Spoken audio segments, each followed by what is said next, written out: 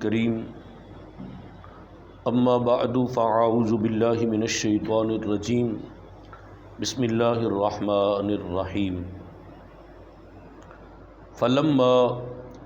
آسفونا انتقمنا منہم فاغرقناہم اجمعین فجعلناہم سلفا ومثلا للآخرین صدق اللہ العظیم۔ کتاب رحمت قرآن مجید برہان رشید کا پارہ نمبر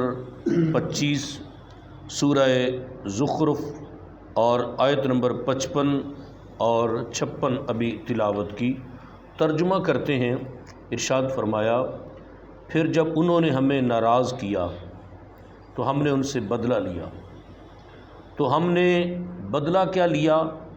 ہم نے ان سب کو غرق کر دیا، تو ہم نے انہیں اگلی داستان کر دیا اور بعد والوں کے لیے مثال بنا دیا۔ یہ ان دو آیات کا ترجمہ ہے۔ اس آیت اور اس کے بعد والی آیت کا خلاصہ یہ ہے،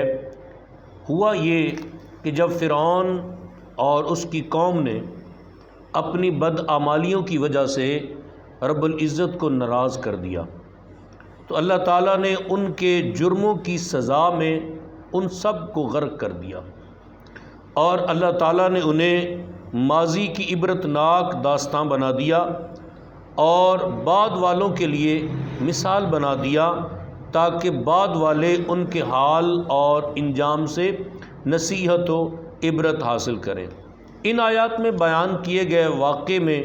ان لوگوں کے لیے بڑی عبرت اور نصیحت ہے جنہیں اللہ نے مال و دولت سے نوازا، معاشرے میں مقام اور مرتبہ عطا کیا اور حکومت و سلطنت سے سرفراز کیا، لیکن وہ ان نعمتوں پر اللہ کا شکر کرنے اور اس کی اطاعت و فرما برداری کی اختیار کرنے کی بجائے اللہ کی ناشکری کرنے میں اور گناہوں میں مشغول رہ کر مسلسل اس کی نافرمانیوں میں مصروف رہے۔ حضرت عقبہ بن عامر رضی اللہ تعالیٰ عنہ روایت کرتے ہیں، میرے نبی پاک صلی اللہ تعالیٰ علیہ وسلم نے ارشاد فرمایا، جب تم یہ دیکھو نا کہ اللہ تعالیٰ کسی بندے کو اس کی پسندیدہ تمام چیزیں عطا کر رہا ہے، جو جو بندے کو پسند ہے رب نے اس کو دے دیا ہے، لیکن اس بندے کا حال یہ ہے کہ وہ اللہ کی نافرمانی پر قائم ہے۔ جو جو پسند تھا اللہ نے دے دیا، لیکن اس کے باوجود کیا ہے، وہ اللہ کی نافرمانی کرتا ہے، تو اس کے حق میں اللہ کی طرف سے یہ ڈیل ہے، یہ اللہ نے اس کو ڈیل دی ہے۔ حضرت عمر بن ذر رضی اللہ تعالیٰ عنہ فرماتے ہیں، اے گناہ گارو، اللہ تعالیٰ تمہارے گناہوں کے باوجود جو مسلسل حلم فرما رہا ہے، تم اس کی وجہ سے گناہوں پر اور جری نہ ہو جاؤ اور اس کی ناراضی سے ڈرو، کیونکہ اللہ نے ارشاد فرمایا، پھر جب انہوں نے ہمیں ناراض کیا تو ہم نے ان سے بدلہ لیا۔ اللہ تعالیٰ مال و دولت، منصب و مرتبے کی وجہ سے پیدا ہونے والی سرکشی اور آفات سے ہمیں محفوظ رکھے۔ آگے سنیے آیت نمبر 57، وَلَمَّا ضُرِبَ ابْنُ مَرْيَمَ مَثَلًا إِذَا قَوْمُكَ مِنْهُ يَصِدُّونَ۔ آیت نمبر 57، اور جب ابن مریم کی مثال بیان کی جاتی ہے تو جب ہی تمہاری قوم اس سے ہنسنے لگتی ہے۔ اس آیت کا شان نزول ہے، وہ یہ ہے کہ جب سرکار دو عالم صلی اللہ تعالیٰ علیہ وسلم نے قریش کے سامنے یہ آیت وَمَا تَعْبُدُونَ مِن دُونِ اللَّهِ پڑھی، جس کے معنی یہ ہے کہ اے مشرکین، تم اور اللہ کے سوا جن چیزوں کو تم پوجتے ہو سب جہنم کا ایندھن ہے، تو جب یہ آیت مشرکین نے سنی تو ان کو بڑا غصہ آیا، تو ان میں سے ایک شخص جو تھا وہ کہنے لگا، اے محمد، کیا یہ خاص ہمارے اور ہمارے معبودوں کے لیے ہے یا ہر امت کے گروہ کے لیے ہے؟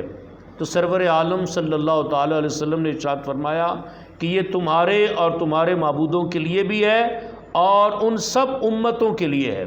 تو اس پر اس شخص نے کہا کہ آپ کے نزدیک حضرت عیسیٰ ابن مریم نبی ہیں اور آپ ان کی اور ان کی والدہ کی تعریف کرتے ہیں، آپ کو معلوم ہے کہ عیسائی ان دونوں کو پوجتے ہیں اور حضرت عزیر اور فرشتے بھی پوجے جاتے ہیں، یعنی یہودی وغیرہ ان کو پوجتے ہیں، تو اگر یہ حضرات معاذ اللہ جہنم میں ہوں تو ہم اس بات پر راضی ہیں کہ ہم اور ہمارے معبود بھی ان کے ساتھ ہیں. تو یہ کہہ کر کفار جو تھے وہ ہنسنے لگے. تو اس پر یہ آیت نازل ہوئی ان الذین سبقت لہم منا الحسنی، بے شک جن کے لیے ہمارا بھلائی کا وعدہ پہلے سے ہو چکا ہے ان کو جہنم سے دور رکھا جائے گا. تو اس آیت کا مطلب یہ ہے کہ اپنے معبودوں کے لیے حضرت عیسیٰ ابن مریم کی مثال بیان کی اور نبی پاک صلی اللہ علیہ وسلم سے جھگڑا کیا کہ عیسائی انہیں پوجتے ہیں، تو کفار قریش اس کی اس بات پر ہنسنے لگے. رب العزت کی بارگاہ میں دعا ہے کہ اللہ تعالیٰ مجھے اور آپ کو پاک کلام سمجھ کر عمل کی توفیق نصیب فرمائے. بسم اللہ الرحمن الرحیم.